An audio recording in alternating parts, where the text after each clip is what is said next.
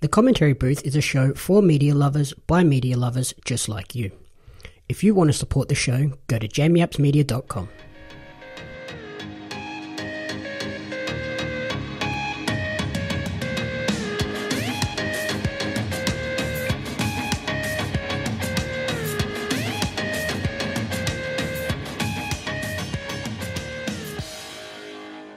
Welcome to the Commentary Booth, the ultimate weekly entertainment recap and review show. My name is Jamie Apps, and each week I'll be joined by a rotating cast of co-hosts to run you through the entertainment media we've consumed during the week. Along the way, we'll provide you with insightful commentary and reviews. This week I'm joined by a teacher and travel blogger who lists their favourite movie as Fight Club and favourite TV show as Band of Brothers. Welcome back to the show, Buddy McClelland. Thank you for having me back. Recovered after the Christmas party? I have barely recovered after the Christmas party. We had too many wines at our house that we brought home from. We got away to the Hunter Valley last week and obviously did a lot of different wine tastings up there, and then decided last night after a few too many drinks at the Christmas party to start hooking into those, but it was all delicious and all worth it in the end. Yeah, you got to love Leah, who's dubbed herself the MVP and decided everyone had to have limoncello shots. Yeah, that was the first time she'd got us to do shots that night, and then there was whiskey shots after that, and yes, many other different types of alcohol that I don't really want to think about right now. I'm not sure whether she deserves that MVP accolade now. She's trying to kill everyone before the new year starts. It's a lot easier to be the MVP if there's no other people competing with you. That's very true. She can just have the whole job to herself. It was good. It was cool seeing Volkanovski there in the background. Yeah, it was a nice little cameo from current UFC champion of Wollongong. Yeah. What have you been checking out in between your Hunter Valley travels?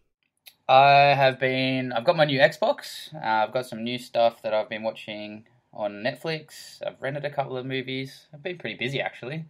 But yeah, a lot of time on the new Xbox. Did you get your new PlayStation?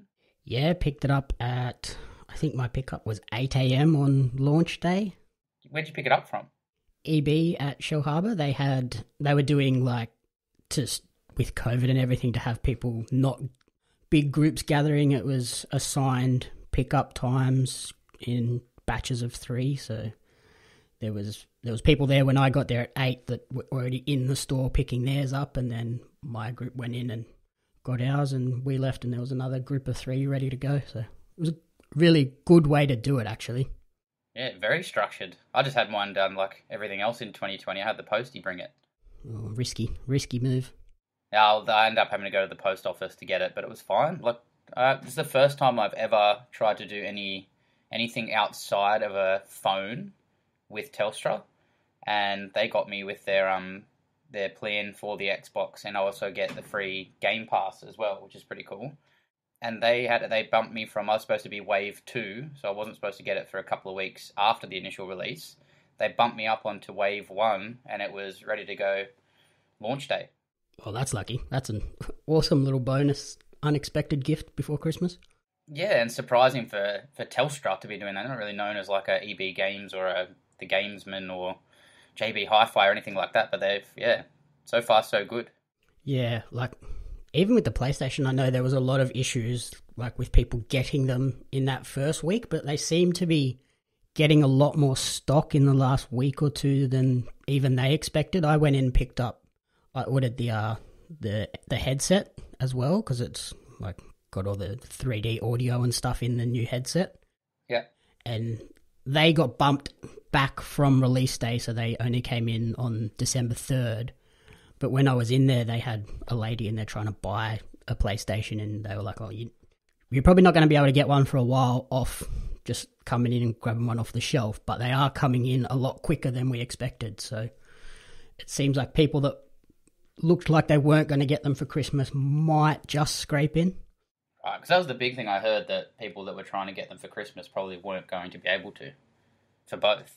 Yeah, but they seem to be stock seems to be coming in a bit quicker than they expected, so it's a nice little bonus for some people that obviously pre-ordered and would have sort of resigned themselves to, oh, well, I'm not going to have this until January or February, and they get a random phone call and, hey, your console's here, come and grab it. And how have you been finding the difference? It's way quieter than, because before this, I had the original like stock PS4. Yeah. So from the very first wave, and then they did the Slim and then the Pro, but... Yeah, I was the same with Xbox. My original PS4 was so loud when I was playing certain games. Like when I played The Last of Us Part 2, that fan was working way overtime, and I was pretty pedantic about constantly cleaning out the air vents because they would get really clogged up with dust and stuff. Yeah, well, I am the opposite of you, and I didn't never even think about the air vents until one day my original Xbox One, nearly caught on fire because like the vents had like the battery pack, and the little vents inside of that were all so chocked up with dust that the whole thing was just so incredibly hot. But yeah, didn't quite catch on fire, but it definitely shut the Xbox down. Okay, yeah, that's a bad sign. Yeah. With the PS4, it was easy like to see because all the air vents were... You know how on the PS4 they had like that little gap around the edges? Yeah. They were sort of like... They looked like they were just like two slices of bread sitting on each other. All the air vents were in that little gap, so you could really see when the dust and stuff was building up. So you just run your finger through there and it'd pull most of it out, and then just run the vacuum across it real quick and it'd suck all the rest out. It was really easy to clean, which was good. Well, I'm just glad Xbox got rid of that battery pack or the power pack. Like that was a big, chunky, hot dust vacuum. So I'm glad they got rid of that. I mean, mine does look like a mini fridge. Yep. Yeah, they did the same with the PS5 now. It's just one of those infinity cables that just runs straight into the back of it. It's all internal to the machine now. Yeah. And are you happy with like they're pretty expensive. They're about the same. Is it like $600? Yeah. I can't remember what it was now. $749 or something. And do you think it was worth it? Yes. It is way quieter. It's super snappy, like real quick just in the menus and then loading games too. Like if I go from Call of Duty to Spider-Man or FIFA or something, it's maybe a minute and I'm into the next game. Like it's quick as. The visuals on Spider-Man Miles Morales and Call of Duty are awesome, but the two big games that I've noticed it with the most are NBA 2K21 and FIFA 21 they gave you you got the PS5 upgrade packs. Yeah. FIFA's was free. NBA I was provided by 2K Australia. They gave me the PS5 version. Thank you, 2K. They are awesome. They look ridiculously good. Like you could walk past and think I was watching a game rather than playing it. Yeah, it makes you think back to the old days because the Xbox is the same. I'm really happy with how it looks, especially with like if you got the TV that can run it, it looks amazing. And I always think like, remember back when we were younger and you thought Shrek was like really well animated, but now our video games have way better animation than those ever did.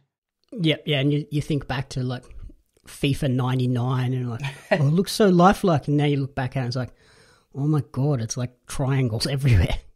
Yeah, crazy. But I mean, for me, and I hate that I'm saying this, like I love Xbox and I'm not unhappy with what I have, but I think it's the backwards compatibility of everything makes it feel like I almost didn't really need to get it. Because everything is still like it's customized or it's made for Series X, and you can see the difference in, like you're saying, like Call of Duty and everything. But I think just because you can share that on an Xbox One and a Series X, it makes me feel almost like, was it really worth it for the graphics? At least for now, there's no like exclusive games out, and that was always going to be the problem with the Xbox. I think that there wasn't many games coming out, and that's pretty true. Like there's just a lot of older games that look better. Yeah, I've read that that's sort of the biggest issue with the Xbox. Their smart delivery system where if you buy any Xbox game, it'll play on any of their consoles. It knows what console you're playing on and scales the experience to that. But yeah, if there's nothing exclusive, like, is it desperately needed to fork out that upgrade money if you don't just have it sitting there or don't get on a plan like Telstra. Yeah, I mean, at least I've got the Game Pass and stuff that comes with it. I can download and just muck around with games, but I'm waiting for those exclusive games to come out. Like, I'm waiting for Halo Infinite and those sorts of things to come out to make it really feel worthwhile. It seems like they were just trying to rush the console out to match Sony, and the other stuff wasn't ready, and you can kind of feel that right now. Yeah, like, I know last year that Microsoft did make a big push and bought like 8 or 9 or 10 studios or something. So they obviously have a bunch of studios working on stuff for the console, but like buying them a year out from the release of the console is not really enough time for them to make an exclusive game, and losing Halo was a massive hit. I think that would have helped them sell a lot more consoles if that was right. You can get Xbox Series X, Halo Infinite, bang, right at the same time. Well, that's what they always did with every other Xbox too. Like, I remember getting my original Xbox with like Combat Evolved, and that was the package with it then. And they've kind of done that the whole way through. It's always on the box. And it's the same kind of thing now. And it looked really cool coming out of the box. Everything's really good. It's just waiting for those games. But yeah, they'll come out. I'm sure they'll come out, and I'll be happy. It's just at this time, at the moment, I'm kind of just playing the Game Pass games and some of the ones I was already playing on my Xbox One, like Call of Duty and PUBG and those things. But the Game Pass I've actually found surprisingly good, because they've teamed up with EA now. Mm-hmm. So you don't get all the newer, like the FIFA 21, but you do get the FIFA 20 and the sports games like that. And they've got just a bunch of games on there beyond EA that are probably the games that you look at in that mid-range of price, where it's kind of like that $25, $30 sort of a thing. And they look fun. There's sometimes like those silly sort of like party games and stuff. They look fun, but you kind of don't want to fork out the $35 for it. Yeah, it's one of those ones where it's like, oh, that'd be interesting to try, but I really don't want to spend the $35, $40 to get it and then hate it. Yeah, 100%. It's like, be perfect as a rental. Yeah, exactly. And it's perfect now because that's pretty much what you do. Like, you have to wait for the download, which usually with those games, it's not as big as like Warzone or whatever it would be. It's like hundreds of gigs. They're usually like kind of 10 gigs or so. But you get to play a lot of games that are just fun games, and you don't have to spend money on them. Like, I've been playing...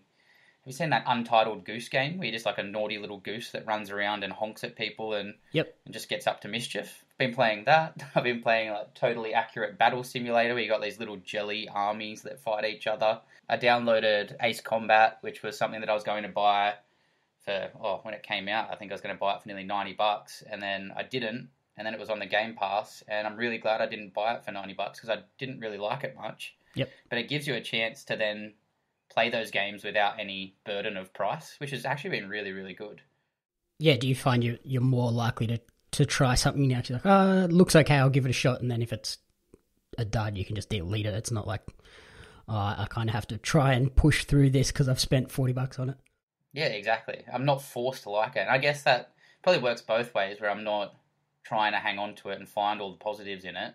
But I just don't have that risk. I'm just happy with whatever. My bar's probably lower. I'm happy just to enjoy whatever I get, because to me, even though it's a, whatever it is per month, like $10 a month or whatever subscription fee, I just don't think that. Like, it's in my head, it just seems basically free compared to what you would normally pay. Yep. I mean, if you think about Ace Combat, I would have spent $90 and that would have been 9 months worth of Game Pass anyway. Yeah, true. And I guess, like, with work now, it's not like we were at high school where you're like, I'm home from school, I'm just going to play Xbox or PlayStation all night. It's like, I have work, I have other commitments. Like, I've only got a couple of hours here or there. If I don't like it, then I can just turf it. It's not a big issue. Yeah, and it's good. Like, if I want to download and delete stuff from the app, I can do that in the app, and just, like, if I want to download a game, say in the morning, and go home and have a crack at it, then I can just do that on the app and get home and it's already done. I don't have to wait and waste my time. Yeah, that's what I've been finding, that the new PlayStation app is way better as well with stuff like that. I can, like, if I'm listening to a podcast and I'm like, you need to check this game out, I can just pop it in there and it's not a huge issue. Like, even PlayStation have done a similar thing with their PlayStation Plus collection, I think it's called. It's like 10 or 15 of the best PS4 games they just included in your PlayStation Plus subscription. So I downloaded a heap of them that I haven't haven't played before, so now they're there ready to go when I run out of things to play at the moment. Yeah, they're good. I enjoy it. It was always going to be something that you think is a pretty natural progression when you've got Netflix and Amazon and everything doing streaming services for movie and TV show content, that it's a pretty natural progression to say, well, let's just do a big games library. Have you had any sort of bugs or anything with the console? Nothing yet. I mean, I feel like they're pretty preemptive with it. No bugs, but in saying that, when you first get it, everything needs to be updated, and it takes ages. Like, even the controller, which I don't know how you need to update a controller, it's nice, like in your hands. I really like the Xbox controllers, and I still think that PlayStation look like they've copied them. And they've just made that good controller slightly better and slightly grippier, and just moved a couple of buttons around and made the D-pad better. But even that needed to have a good sort of 10-minute update, and it's the exact same sticks and the exact same control. I don't know how you need to update that too. Yeah, like, I understand why there was an update with the new PlayStation controller. Like, as I was saying with Blake, because I spoke to him like a day or two after I got the console, this new controller for PlayStation is like mind-blowing with how much tech is in it.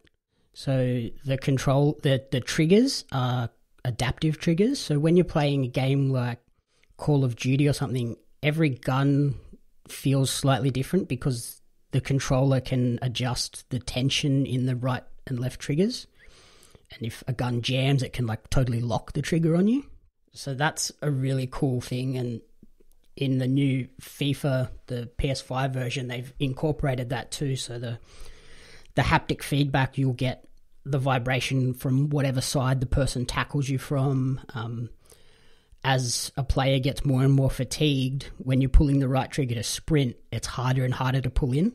Yeah, we are. So you get that idea of this guy's tired, but without having to look at the screen and be like, oh, he's running out of the stamina bar. Yeah.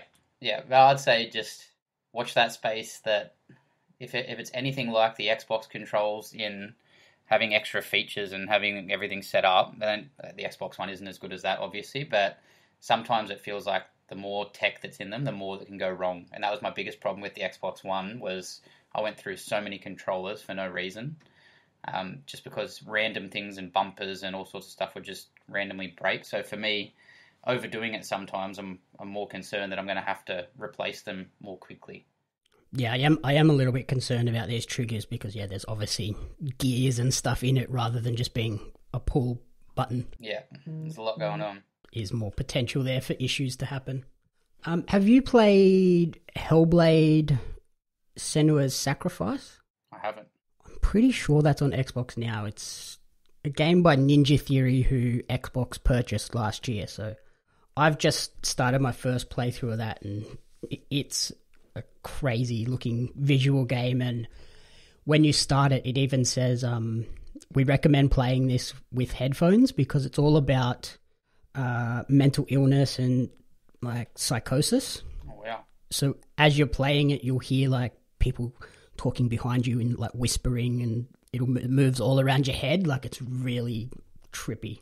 I feel like it's hard enough just to be a person in 2020, then let alone simulate being a mentally ill person in the game at the same time. That'd freak me out. Yeah, it's fun. I'm only about a third of the way through, but I'm enjoying it so far, so I'll see how that continues. Would be cool. Do you have VR for the new PlayStation?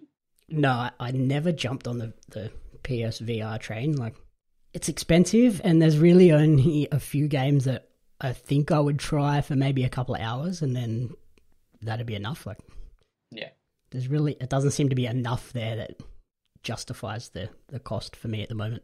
Yeah, I've heard for Xbox, they didn't really get into that market, but apparently when people have been looking at coding within it, that it's got space for a VR element to come out, which is, I've been watching a lot of videos. I know that's more PC, but I've been watching a lot of videos with a guy named Josh Dub, who just does all these different crazy VR games, and some of them actually look really, really fun, really simple and kind of silly, but really fun. So I don't know, I'd definitely be interested. I just want one that's not going to make me feel like I'm getting like motion sick.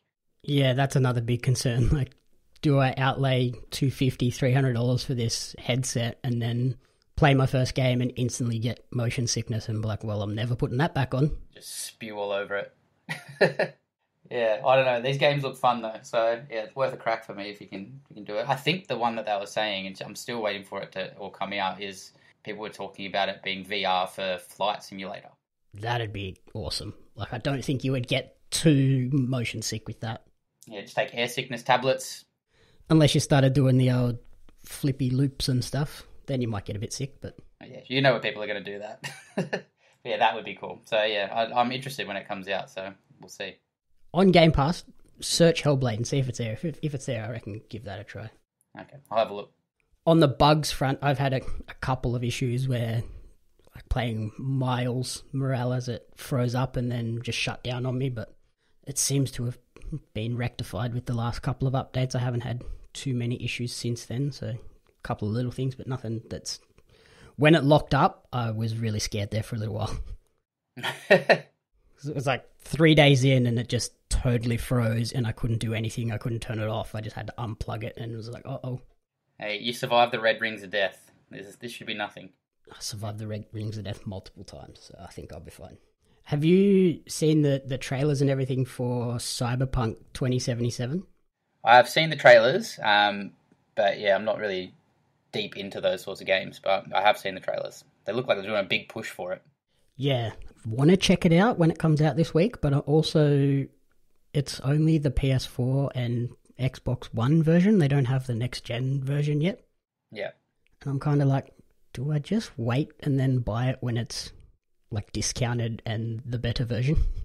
Yeah. See, again, that's that thing. Like, they're still releasing games targeted at the old consoles, that's the first time that's ever really happened from that I can remember. Yeah, because usually, like, once you get that new console... Yeah, that's it. Game developers all go new. There's never really been that much backwards compatibility and just easing over to the new one.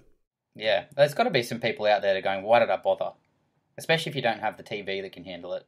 Yeah, if you don't have a 4K TV or one that can do, like, 60 frames, like, there's really no point. Like, I've got a 4K TV that does the 60 frames and it's awesome. Yeah, you've got to buy both. And you were saying you were playing Call of Duty. Are you playing the new one, Cold War, Black Ops? Nah, I've just been stuck on Warzone. Yeah, I'm still... I try to like wait for the reviews and things to come out before I jump across into the new Call of Duties. I've been burnt too many times. Halo did it to me as well, where they kind of overdid it. Yep. And I really like Warzone, and I'm kind of happy where it is. So I'll wait and see what people say about it. But yeah, I saw people going in and getting that the other week. So it came out about a week ago, 2 weeks ago? About 2 weeks, I think. Yeah, it came out the day after the consoles, maybe? Yeah. Which was weird. Like, I was like, just put it out on the day of the console so I can pick it up when I'm there. Yeah, actually, I saw people getting their pre-orders because I was in EB trying to get a expansion, like, hard drive for the Xbox. I wanted the extra terabyte and you could just plug into the back, which is really cool, but they didn't have it yet. But super expensive. I thought, yeah, an extra terabyte of storage, surely maybe 100, 150 bucks. It was closer to sort of 350, 400. Yeah, it's because it's the SSD. At least you have that option of just having a quick, simple plug-in thing. At the moment, the only way to do it with PlayStation is you have to buy the actual hard drive part, open the console and put it in, but there's currently no hard drives that Sony have said, yes, these will 100% work. Yeah, don't risk it. It's like, I'm not going to go and spend $300 on like a SSD to put in there and then it not be fast enough or not be compatible. Like, I'm going to wait till you tell me. Yeah, I'm not confident enough to open it up either. From the looks of it on the videos, it's a simple process. Like, it's just the little side panel pop off and then there's just a slot to put it in. But it's like, at least the Xbox, it's literally just a plug and play thing at the back, like the old memory cards. Yeah. Videos on YouTube always make it look easier than it is too. I tried, when I was saying about those controllers, I tried to fix them by using YouTube tutorials and it made it look so easy just to pop it open here and do this and do that, and no, so much harder than it looked. Yeah, like the old days when Sean replaced his iPhone screens and stuff. Yeah. It looks good, doesn't work. So yeah, I've been playing the Call of Duty, the new Black Ops Cold War. Yeah, what do you think? The campaign is your typical, like, crazy cinematic war movie. The ending gets really wacky, which I think is typical for Black Ops with their sort of sci-fi element in it. Yeah. I'm loving the multiplayer, but I feel like they've made it way easier because I'm a gun now for some reason. And I used to be okay, but I never used to be this good. And that's in the online multiplayer.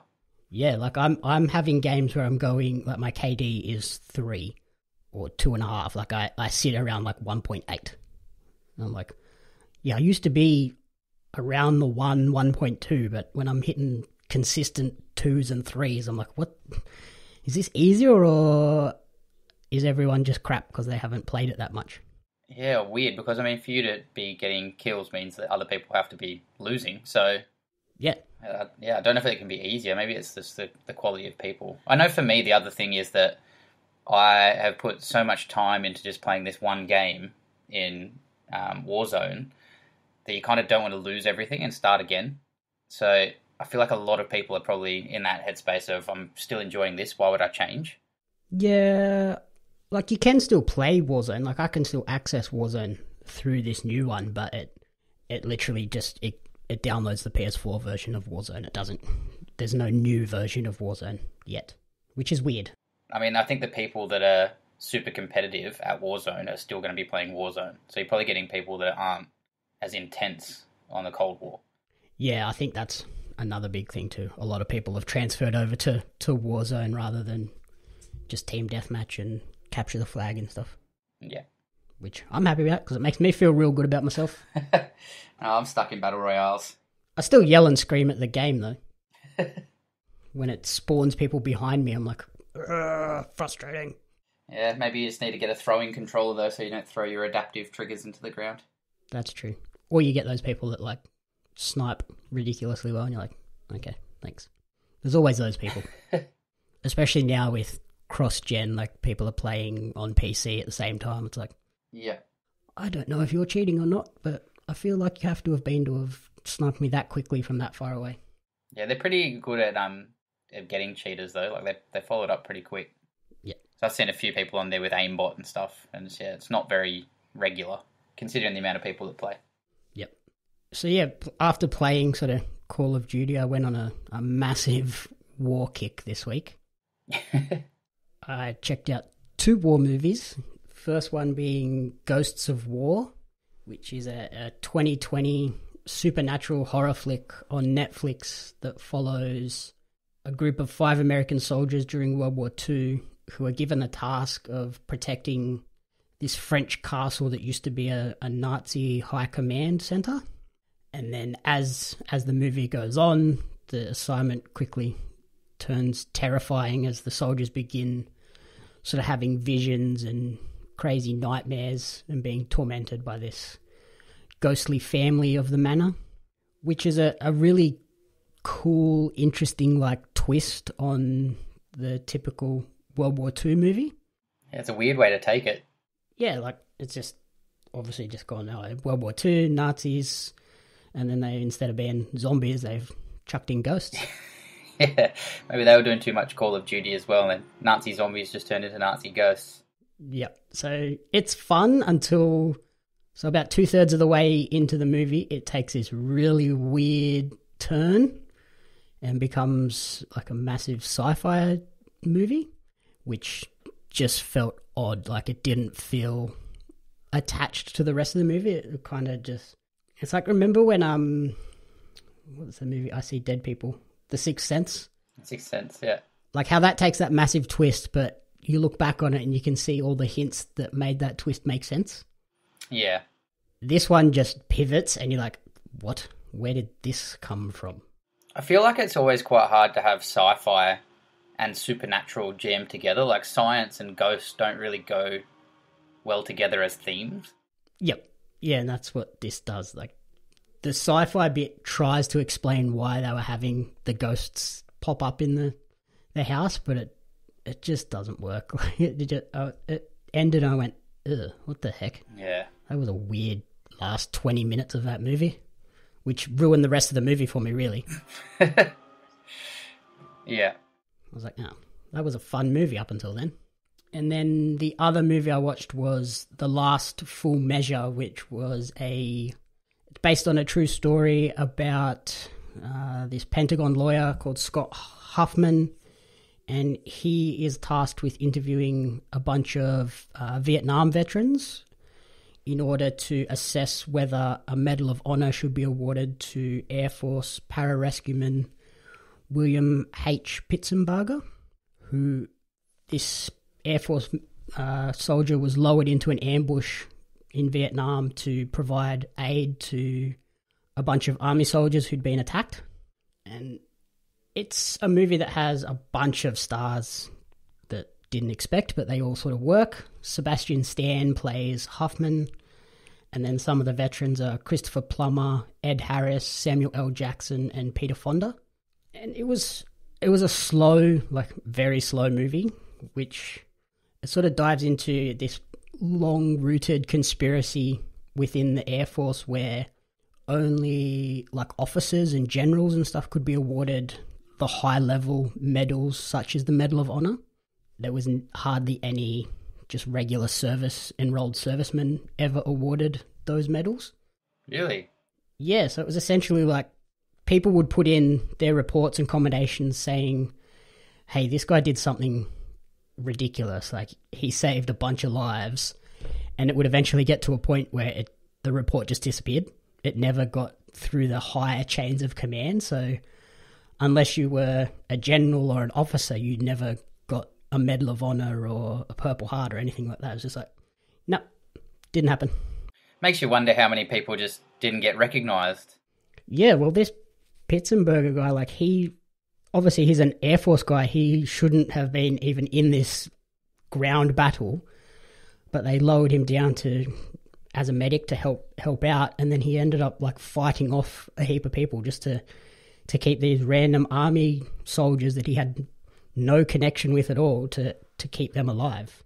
So it's like, it was this truly inspiring, and like it's an important story that I think sort of people should hear about, but because it was so slow and focused more on these veterans telling their story and remembering rather than focusing on... It felt like it would have been better if they just told the story of what he did and focused on the battle and the heroics of the battle rather than 60-odd years later of, hey, this guy did something crazy, he deserves to be awarded, and sort of following this weird legal drama thing. Yeah. Fun movie, but slow, so it's one where you need to definitely be in the right frame of mind going into it.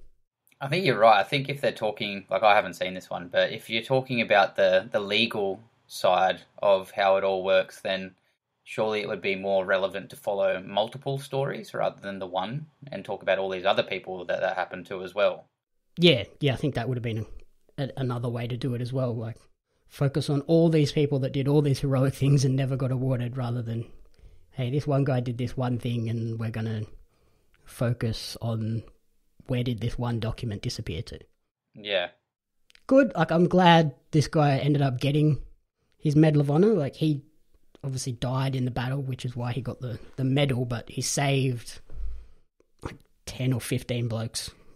And thankfully, the medal was awarded before his parents passed away, so they at least got to see that he got the recognition that he deserved. But do you ever wonder with the ones in Australia, like with we don't have Medal of Honor, we've got Victoria's Cross.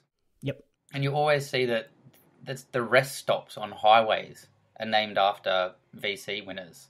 And I always think, like, it's nice that they're being recognised there, but surely we could do better for people that have risked their entire lives and they're only being recognised on highways. Like, can't we name, like, stadiums or, like, some of the parks or something nicer than just a rest stop with a portaloo? Yeah, a hole-in-the-ground toilet. Like, what are we doing? Yeah, like a drop toilet or whatever. They don't even have... Usually, they don't have, like, they should have, like, a big plaque and stuff and tell you exactly what they did. And, yeah, I just think it's really weird. Yeah, there's really nothing. It's just, like, VC, whoever, rest stop. You know, okay, I don't know who that is or what they did or why it's named after them. But, again, and it's also a spot where, really, I'm only ever stopping at one of those places if I'm super desperate. Yeah, exactly. I mean, like then parks and stuff. I'm sure. Don't get me wrong. I think that local parks are probably named after some pretty important people, but surely we could spare some of those parks and places that are nice to sit and be reflective, rather than having B doubles come past you on a highway for people that deserve to be recognised.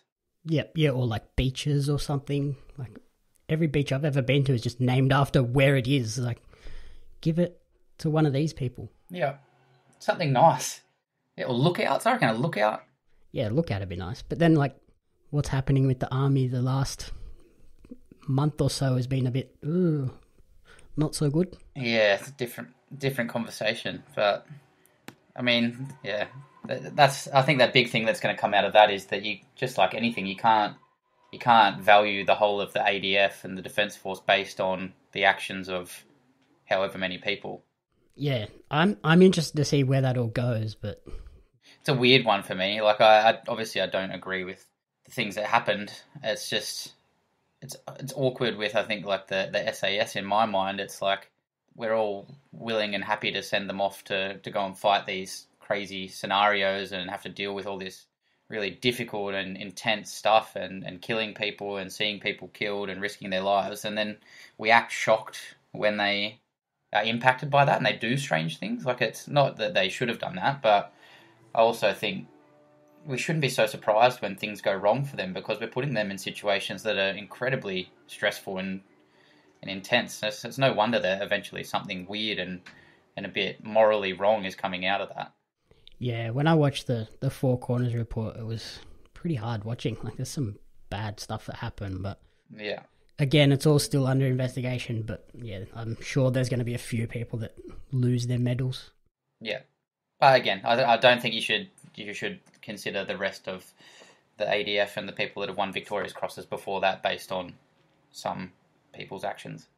Yeah, no, like Lauren's stepdad, he was a former SAS serviceman, and some of the stuff he's told me, like the situations they were put in are just like, how did we get out of that? They were lucky to even make it out, let alone do the job that they were assigned to do. Yeah. Scary stuff. Very. Good on them for everyone that has participated in the armed services. Yeah. Oh, look, very thankful. And what were the other things that you watched? Let's get away from the shooting and horribleness. Let's get some fun stuff. Yeah, Nazi ghosts.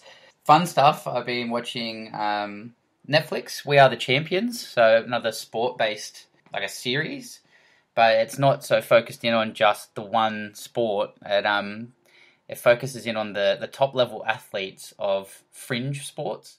So it does things like the first episode is cheese rolling. So have you ever seen the thing where it's in Great Britain where they roll a wheel of cheese down this incredibly steep and slippery hill, and the first person to get to the bottom wins the wheel of cheese? Yep. Yeah, usually you get the crazy YouTube videos every year. Yeah, and there's people just get knocked out halfway down and get ragdolled and all sorts of stuff. But the first episode follows that, and it's just crazy. It gives you this real insight into something. Like I always watch those YouTube clips because I can't believe that those people are doing that. But it gives you an insight into the people that actually do it. And I mean, the male world champion, he's won it like 22 times, and then this one particularly follows the female champion who is going for the world record. So the girls only run it, I think it's like once a year or whatever, so they don't get as many chances to win, which is why the big disparity. But it follows her trying to do it for her fourth time, and she'd done it sober the first time and was fine, got down there, did it drunk the second time because she'd been out the night before and somehow got down there and won again, and she credited it to being drunk and making her body floppy as she rolled down the hill. Yep. Then did it sober again the third time and said she was too stiff, broke her collarbone and won anyway. Oh. And then it follows her into her fourth campaign, which is just crazy to see people go down there and just, like, she already broke a collarbone, she's going for it again. Yeah, like, let's not go back there. Like, lucky to make it out without getting too hurt the first couple of times, but yeah, and it makes you think about like the government obviously wouldn't want people doing that for the amount of risk that happens, but because there's no real governing body to the sport, it's just a town that all does it every year. there's not really anyone to pin the blame on. So it's just all these people getting up there, and there's kind of a few people that organise it. But because there's no one that can really be blamed for it, then they've just kind of got to let them get on with it. Yeah, it's sort of like, hey, this is ridiculous. You're putting yourself in this situation. We're not going to sue anyone. Yeah, but they're incredibly respected. And that's the crazy thing with most of these episodes. But these people, incredibly respected. The whole town gets behind it. So it's a thing where the elderly people of the town get the task of wrapping the wheel of cheese and taping it all up and making it solid. So, everyone's got their hands on that. They take it to the retirement village, and all the oldies wrap the cheese up for the young people to chase. And then the rugby team is the people at the bottom catching them as they come down, so they can't get more hurt than they already are. And the whole town gets behind it. It's really kind of cool. But then again, so every episode's a different sport. I think after that it goes into chili eating. There's dancing with your dog. So the thing where they kind of weave through the people's legs and they do routines. It ends off with toad jumping. So there's a town in America, and everyone picks out toads, and it's just incredibly respected and intense toad jumping competition where you're allowed to pick one toad, you put it on a mark, and they fall down behind it and scream at it, and they all have their own individual technique to try and make it jump. And whoever gets the furthest wins for the year. They win it's $1,000 or something. But their real prize is that them and the name of their frog gets engraved like a Hollywood star, but like a frog version of that, into the main street of their town. Good. So there's the hop of fame or whatever they call it, and these people, they're just going crazy to try and get it to happen. And their techniques, they even go as far as getting a scientist in, and they call them frog jockey or toad jockeys, and they proved that these people and the techniques they use with these different types of frogs and toads actually make them jump way further than they normally would, than just you or I would be able to do. So they actually do have skill behind it. So it's just all these weird sports, and it's really easy watching, really funny, and really cool to see people that just have these crazy fringe sports that they just devote their whole entire lives to, just getting this recognition on international Netflix. That's really, really good. Yeah, they just have this passion for something totally wacky and weird. It's yeah, really weird. There's another show on Netflix, Home Game, that's similar. It's all about weird international sports. Yeah, well, there's people that come from all over. Actually, the chili eating, the guy that runs that chili eating competition is supposed to be the godfather of chilies, but he made the Carolina Reaper, and he crossbreeds chilies to be even hotter and hotter, and they get people internationally to come and do that chili eating contest. And the Australian representative was a transgender woman who went and was saying it's not even just about the chilies, but when she was up there eating the chilies in front of crowds, that people don't take her on face value, and it's a really good way of breaking down barriers as well. Just through these things you wouldn't even expect to have such an impact on people's lives. But yeah, the chili eating was another really, really crazy one. Just seeing them, I can't even eat just a regular little chili from Woolies, and these people are eating chilies that are 10 times hotter than the Carolina Reaper and just smashing them.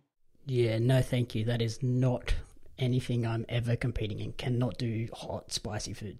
Yeah, well, there you go for it. And yeah, it gets pretty graphic, that one. Oh, I bet there's some horrible images in that one.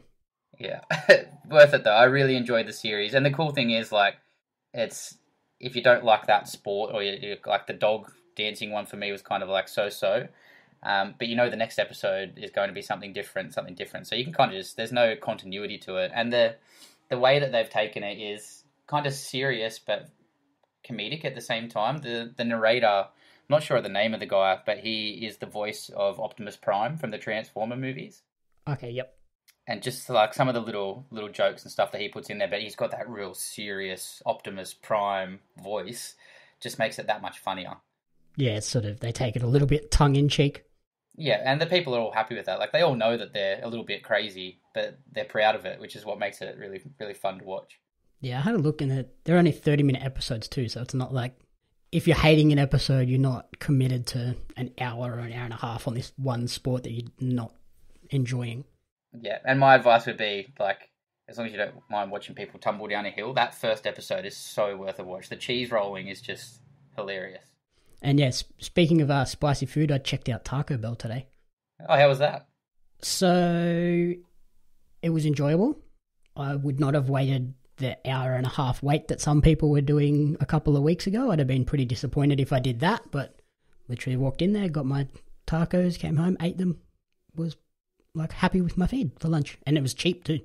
Okay. We got 2 meal deals and it was under $25. Yeah, that's good. It just always gets me with Americanized foods. It feels like every time we get a new one, people lose their minds over it. Like when we got Krispy Kreme the first time, people were driving from Nowra to Sydney to get donuts, and then Subway the first time, and all those different things. You're kind of like, yeah, they're good, but they're not crazy. Like a taco's a taco. Yeah, it was nothing that blew my mind, but it wasn't gross either. But if I'd waited an hour and a half for it, I'd have been like, that was not worth an hour and a half wait.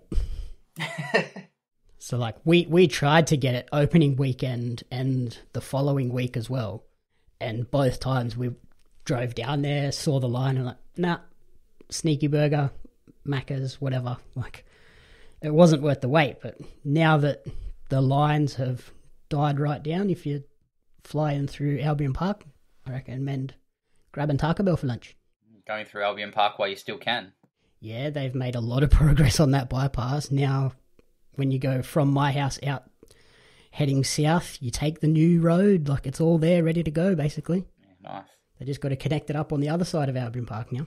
Yeah, so you have to go out of your way for Taco Bell. I feel like they've made more progress on the Albion Park bypass in the last 12 months than they've made on the Berry to Bomaderry bypass in the last 5 years. Yeah, well, we need to get that one pretty quickly finished as far as I'm concerned, because my wedding venue is on there. Yeah. Every time I drive down, I'm like, where do I go to get to this place? Yeah. It looks like it's a bit of a maze to get in there now. Yeah, that's all right. They'll finish it.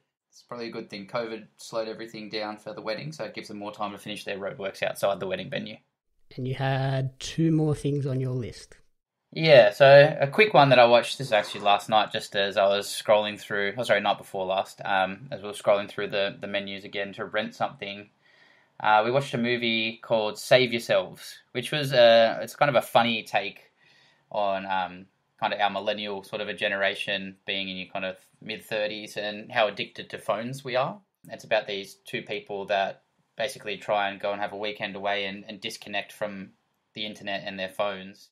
But while that's happening, the Earth gets invaded by aliens. Okay, yep. And it's a comedic take on it. It's not like a crazy horror thing or anything like that. All the aliens, they call them poofs. Like they look like the little thing you have at the end of the couch, like a poof, and you put your feet on it, like a little furry ball. So they're really like harmless looking, but obviously go around killing people. But it's all kind of, I'd describe it similar comedy to Simon Pegg. Oh, yep. Shaun of the Dead.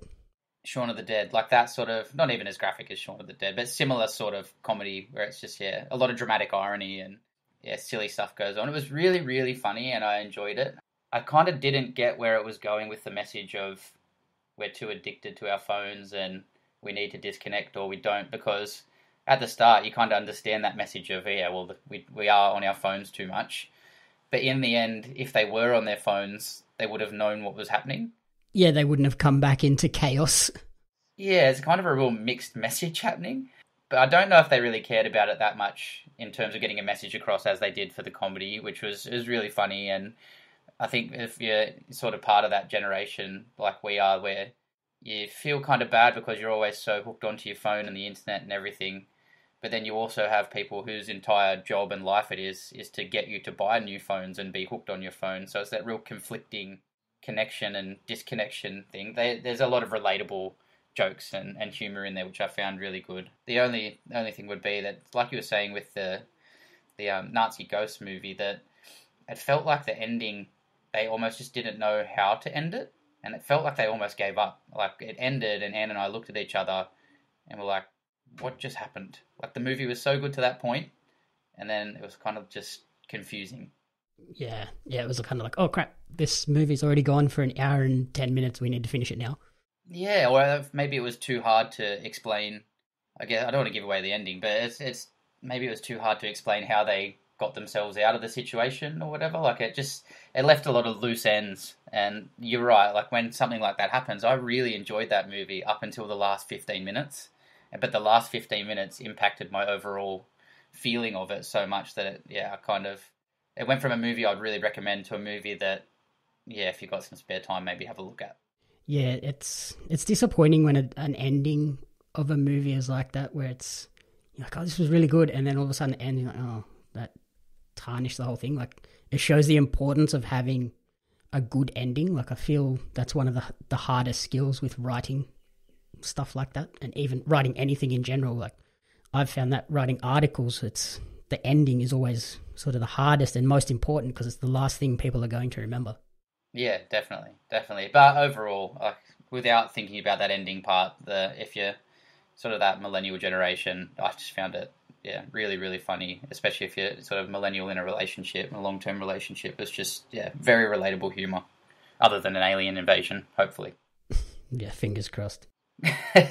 Yeah, but like with the whole addiction to phones and stuff, like with the iPhones introducing widgets and stuff, I've put the screen time widget on my phone, and it's definitely helped me sort of get off it as much as, like, I'm not on it anywhere near as much, because it tells me like, hey, you're on your phone this many hours today or this many minutes. Like even today when like Lauren's been here all day, I'm only at 122 minutes, an hour and 22 minutes, whereas usually when I'm at work or at home working, it's going to be up closer to 3 or 4, because I'm like constantly checking Twitter and Instagram and stuff to like try and find news leads and things like that, which is work, but it's also like I'm also just wasting time at the same time.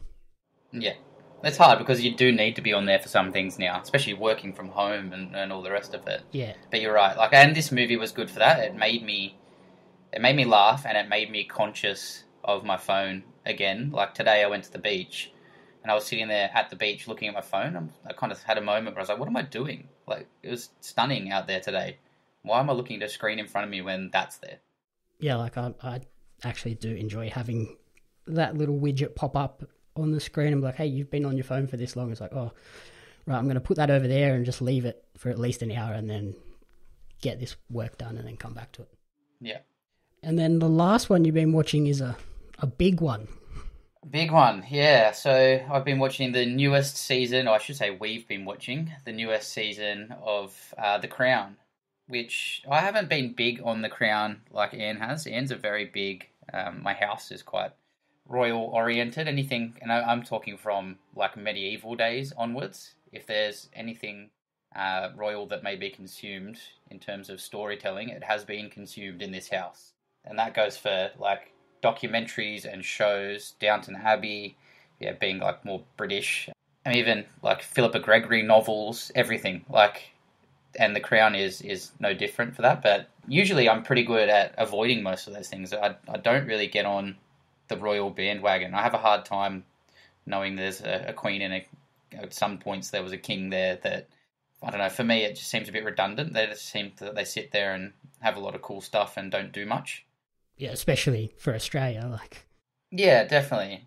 No, but I mean, if you talk to someone that's a royal supporter like Ian is, or like other people are, then they'll tell you there's a point in having someone sitting there and being the head and just being very stable. But The Crown, the new season, was one that I actually really, really, really enjoyed. And I think for me personally, that's probably more because, and probably again for people our age, because it was heavily focused around Diana being introduced.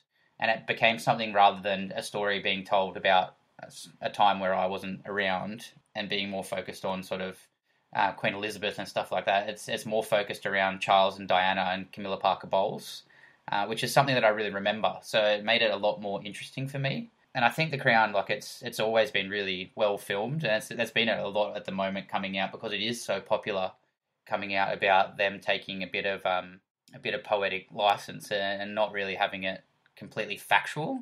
But I think it was worth it. I think it made it, for me, if it was completely factual and they're also pompous and boring the whole time, it would have just been too boring. And the way they've dramatized it, I don't think is tacky. And it makes it actually a bit more interesting, and it makes them seem a bit more human to me, to be honest. And having Diana there was just, I'm not sure of the actress's name, but absolutely phenomenal performance of Diana for me. Yep. Yeah, I still remember, like, when I found out that Diana had died. Like, it's one of those things where, like, you remember where you were when Diana died, you remember where you were on 9/11. Yeah. You remember where you were on Bali. Yeah, definitely. Yeah, I mean, for Diana, it was hard. Like, I remember being a kid and also even just identifying with William and Harry as well, because we weren't too far different ages to them, and just seeing that their mum had died in a car accident, and that was relatable in itself. But like I said to you, and we were talking about the other day, that Ian and I managed to, when we were traveling, when we were in Paris, we just stumbled across the tunnel where she actually had the accident and died, and just for someone that was such a bright light in the world to have died in such an average-looking Parisian roadway, it was super, super sad. And it was like, there's a lot, even now, you can see how loved she was, because even now there's like wreaths and like a monument there, and people go and pay their respects to it. And it was, yeah, the way that they've portrayed that in The Crown, and the way she's been acted, and the background of the story, that I didn't really realise that things like Charles was actually dating Diana's sister before falling in love and getting together with Diana, which was something I had no idea about. She was quite young compared to him. And it also gave me a bit more insight, as The Crown tends to do. I have watched some previous seasons, and it gives you a lot more insight into Charles's life and how bullied he gets, and how his dad is just horrible to him. And it made a lot more sense to me, because I always heard about Camilla Parker Bowles and Diana, and hearing it, I could never really understand why Charles would ever pick Camilla Parker Bowles over somebody like Diana. Yeah, like, you just look at those two and it's like, okay, I can clearly see the option I'd have chosen here. 100%. And I mean, that goes for looks and personality. Like, she's just, yeah, it was an amazing person, but it gave you so much more of an insight into him being forced into that. He didn't want to marry Diana.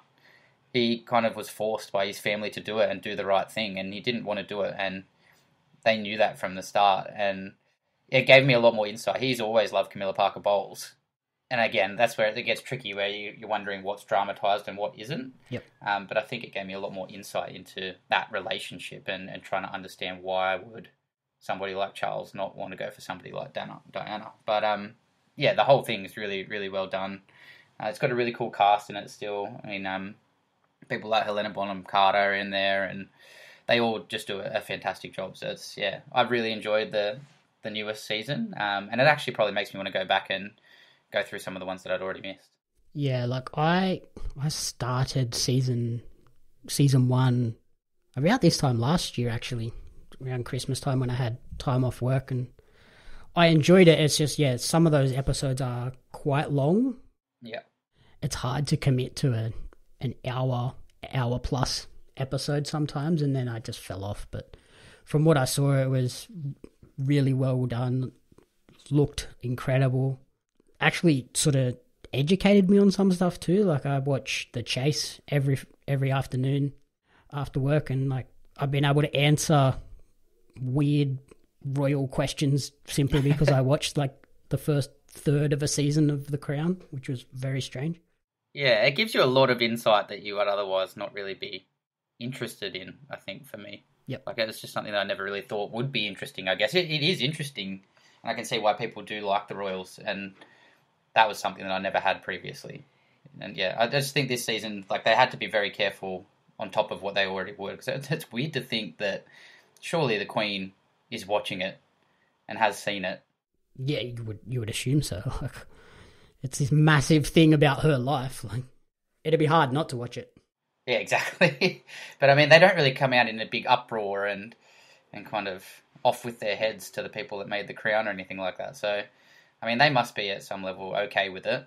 But I think they've been really careful with how they've made it, and I think this season particularly, because Diana being the major part of it, really, I think they had to be really careful with that, and you would have either seen that people loved it or they hated it, and obviously to this point everyone's loved it. So yeah, definitely worth a watch. Yeah, especially, yeah, because it's so close to when it all happened. Like, yes, it was, 20 years ago now, but that's still quite close in relative terms. Like, her kids are still alive.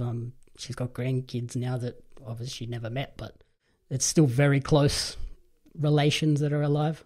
Yeah, and it makes you understand why people really fell in love with her, because she wasn't the royal person that was supposed to be a princess. Like, she was working in kindergarten and she was cleaning her sister's flat before she all of a sudden, and she was a lot younger than I realised. I think she was like 19 when they got married, and all of a sudden she went from just this pretty regular girl living in a flat with her friends to living in a palace.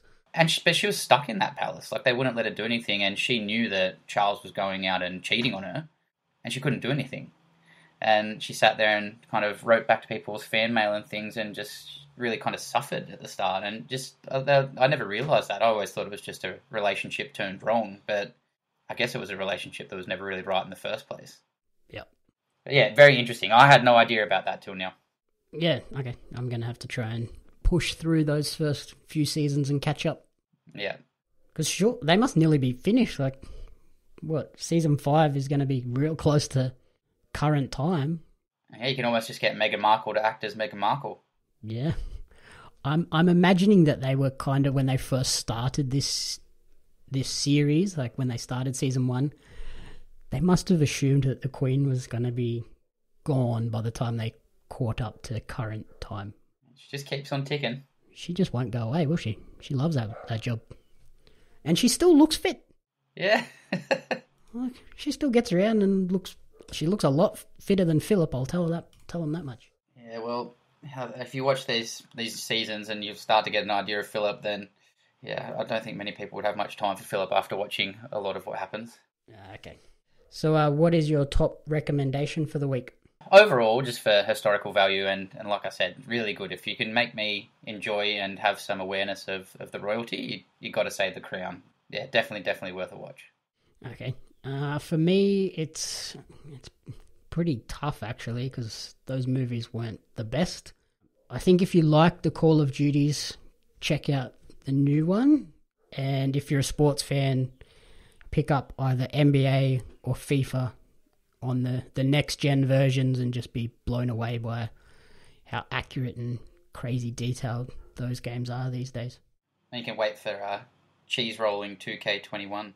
Imagine. Well, there's a Tour de France game. I don't know how that works, but yeah, there's some strange sports games out there. There's handball as well.